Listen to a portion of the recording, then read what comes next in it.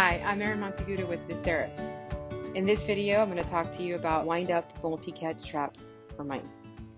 So how a wind-up multi-catch trap works is you have this wind up here that sets the trigger for the mechanism that is in the middle of this trap. And so what happens is you have this trap set up against the wall, and a mouse will come and enter this opening, and when he gets to the middle, he steps on that trigger and it basically pushes the mouse forward into this compartment here, and that's where when you come back and check on your traps, you'll find the mouse waiting for you here. Most of the time, because this is made of metal, your mice are going to be dead because of hypothermia. They lose a lot of body heat pretty quickly, especially in the northern states, but that's usually how they succumb in these traps from hypothermia.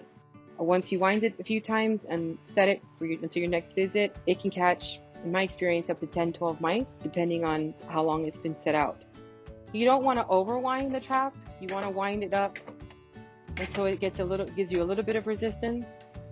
But if you overwind it, what might happen is this trigger will be very forceful, and a lot of times what you'll find is you'll have a mouse kind of trapped in this opening because the trigger was just very forceful because it was wound real tight. So you want to avoid that. If you do end up winding it too tight, if you can feel too much resistance, you can always maybe stick a pen in there and have it go off a few times, and you can also just set it on the ground a few times to make it trigger and loosen it up a little bit. Ideally, you want to put it up against the wall where you're seeing mouse activity. So it could be, they're coming in from the overhead door, so you're going to put this in their path. It doesn't matter that the hole is not flush against the wall. Eventually, if you know this is the route they're taking, they will find the opening. It doesn't have to be flush against the wall. Mice naturally explore openings and shadows. So as long as you make sure that you have it on a path that they're using, whether from rub marks or from droppings or from urine pillars, you know that this is going to work really well, and you're going to catch more than one mouse with this. It's going to work as many times as the trigger gets set off until there's no more tension in the trigger.